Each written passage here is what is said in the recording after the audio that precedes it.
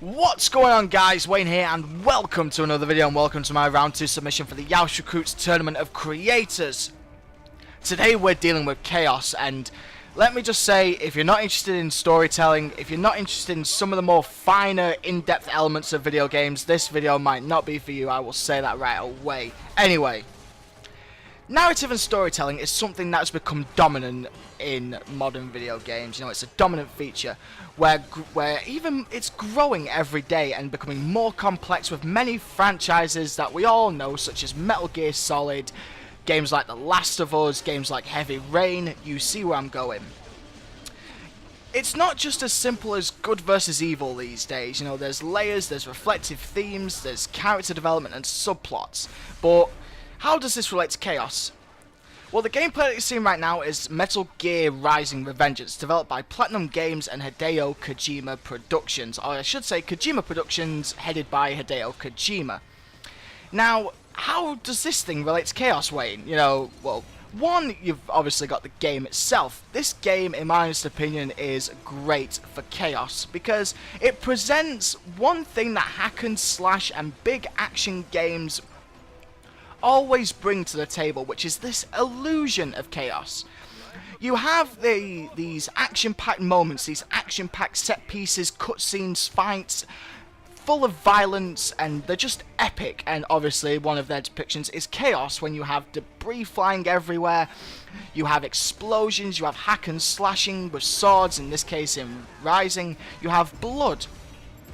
But it's all an illusion. It's there just for visual entertainment. It's there to throw you into the moment, to throw you there into this scene and be enthralled by the characters, the scene and the action.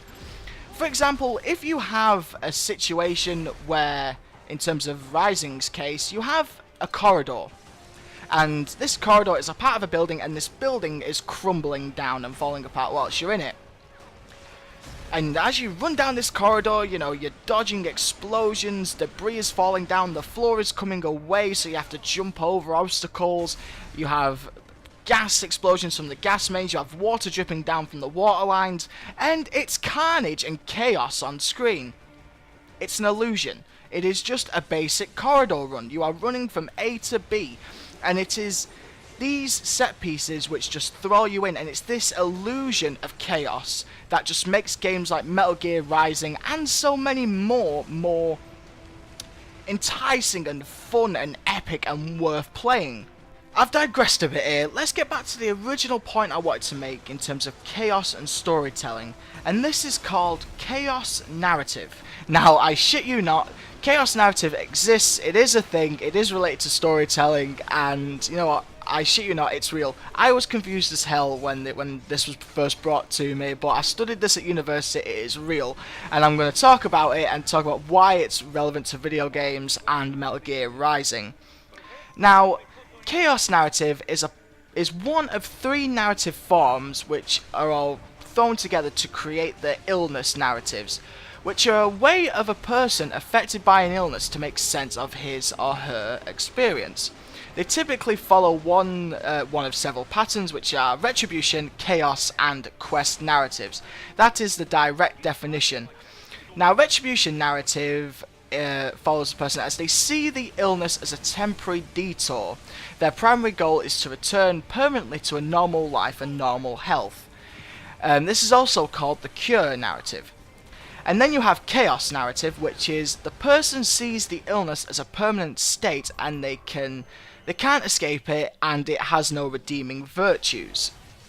The third and final one is quest narrative, which is basically the experience that the person goes through related to the first two, which basically transforms them one way or another, whether they accept their illness or whether they fight the illness. So quest narrative is the combination of the first two, and then that is all related to and called the illness narrative.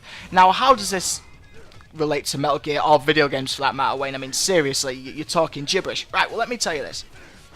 Whenever you've played a game where someone, your character, whether it be the protagonist or a character around you, they have an illness or a defect or have been through a transformation and they fight it. They don't like it. Yeah, they don't like what they've become. And then they either A, conform to it and accept it and use it to a certain degree, whether it be good or bad, or fight what they are. This is at its core illness narrative, and this transcends so many games. Deus Ex Human Revolution, Adam Jensen. If you choose to, as you play through that game, because it is obviously a player-driven game with their choices in dialogue, if you choose to start off, you don't like augmentations, you hate what you've become, you like being human, and then as you play through the game and you get all the cool unlocks and unlock all the new abilities, you may come to like it. And then, of course, you have accepted it. Accepted who you are, this is what it is. It doesn't have any redeeming virtues, but it can do because you're using it for the greater good and so on and so forth. This is everywhere in video games. All you got to do is look deep enough and just understand a character's motivations and arc. Now, how does this relate to Metal Gear Rising? It is the exact same thing to a degree. In Metal Gear Solid 2, you find out that Raiden was in fact a child soldier.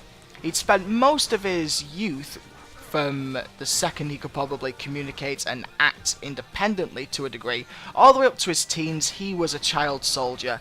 He was basically brainwashed and manipulated into a killing machine where all he did was kill with no remorse, no regret. It was a disease, an illness, and that is basically it. He was a monster.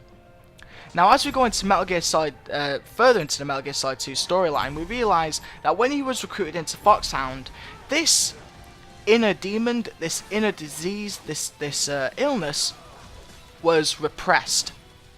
And then now, as we go into Metal Gear Rising Revengeance, as we progress through this game, Raiden goes through this arc of, my sword is a tool for justice. But then, he soon realises, you know what? It isn't a tool for justice. That is something that I've been telling myself to escape the fact that I am killing hundreds of people. I am hacking hundreds of people to bits, and funny enough, I enjoy it a little bit. And then ultimately, he accepts his inner demon, he accepts his illness, he accepts the chaos that he has been creating over the course of his life. Hence, Jack the Ripper, the alter ego, the monster inside of him. Anyway guys, it's coming up to the end of the video. I hope you found this interesting. I hope you understand the 2 points of chaos that I'm coming from. One from gameplay standpoint, one from narrative standpoint. You can research most of this yourself, and I hope you find it interesting. Anyway guys, thank you so much for watching. Take care, be safe, and I will see you in the next one. Love y'all guys. Wayne out. Peace.